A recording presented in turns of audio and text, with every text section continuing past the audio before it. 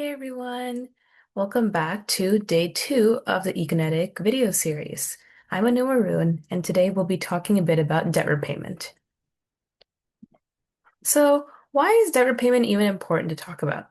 Well, it provides you with financial freedom because you don't have to worry too much about the future and how that can impact your savings.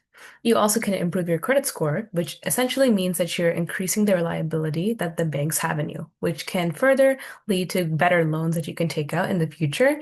And at the same time, you don't have to worry about facing any legal consequences of having a poor credit score. And finally, the best of all, you get peace of mind. You don't have to worry about the bank or even the police chasing after you if you continue to have any issues with this. See, in this graph, you can see this an average debt per American household. And this was taken in 2024, so it's a very recent graph. And as you can see, most age groups actually are in a lot of debt, and this is for a typical middle class household. It's really important to consider because you want to make sure that you're not really in this situation at all, especially if you're trying to feed a larger family, for example, because obviously you won't be living alone most of the time, depending on your future plans. So that's why that also has a tie-in to this. So here's some types of debt. We have some examples of common debt, which, as I talked about before, credit cards. We also got student loans, which is essentially when you take out large sums of money from the bank to pay off university tuitions because those can be very expensive. We have mortgages, which is for taking out loans to pay off the down payments and whatnot for houses and other kinds of property. We also have car loans, which is essentially similar to mortgages, where if you want to be able to make this big investment for your future, which is a car, very important, but you don't have enough money for it at the time because cars are also very expensive. That's what you'd be taking it out for.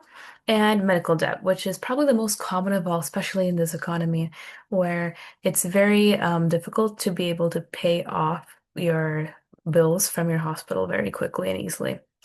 So here's some good versus bad debt now.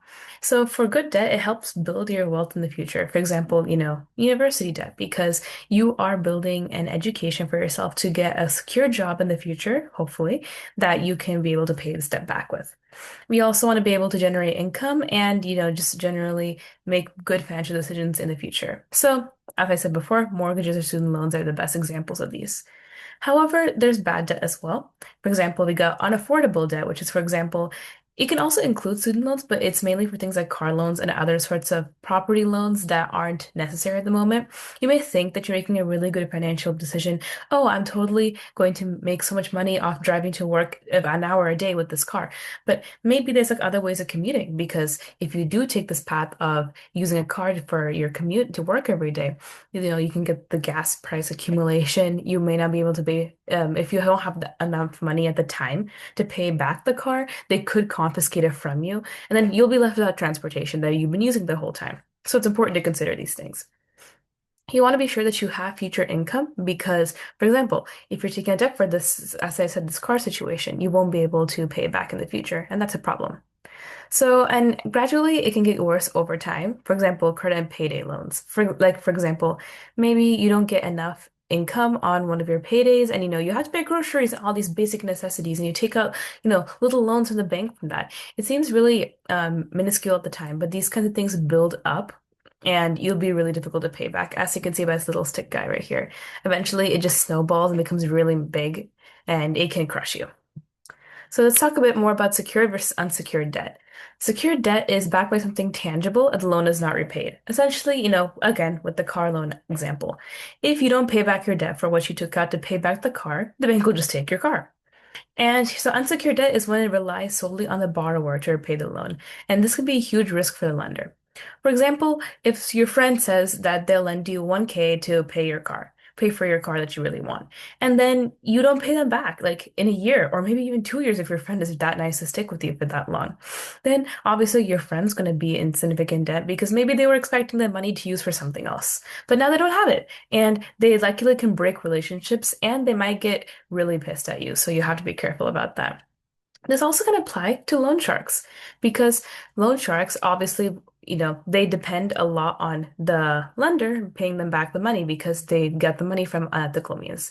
So if, you don't pay back a loan shark, they're going to use very, illegal means and very dangerous strategies to get you back. So these kinds of strategies are often very, very unreliable and risky for both the lender and the borrower in case of loan sharks. So it's better to just avoid that altogether and find some other strategies, which I'll be talking about now. So here's one, debt snowball. This is basically where you pay your smallest debt first, for example, maybe for some groceries. And as your debts, you're wiping them out, the amount you pay will focus onto your next debt, next smallest one. So basically, what this means is that maybe you pay off your $50 grocery bill for the month or 2 months.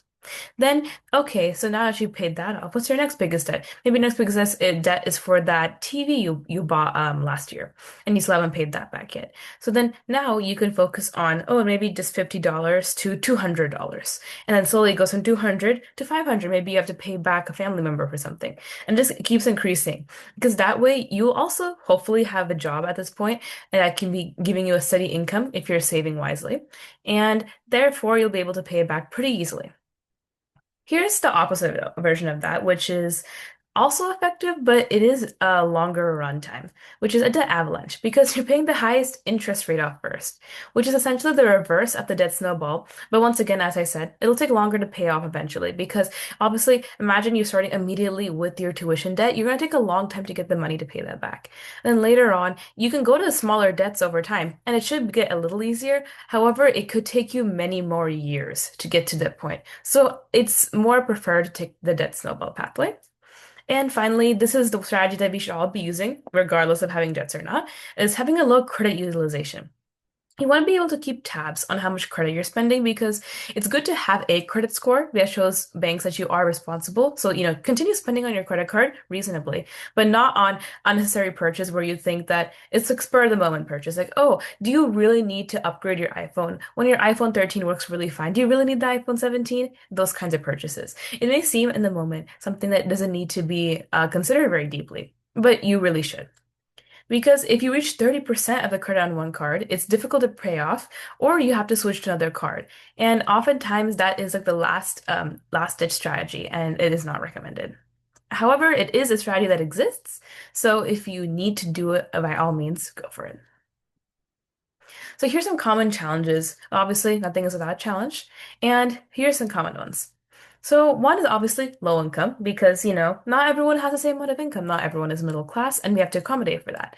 So if you are in a low income situation, you want to consider starting a side hustle or cost-cutting measures. Cost-cutting measures can be maybe selling some of the things that you don't really need or making use of what you have. For example, there's a lot of clutter stuff that people buy all the time, things that, like the home decor and whatnot, that if you are a person who often tends to buy those kinds of things, just think a little bit more before you make those kinds of choices.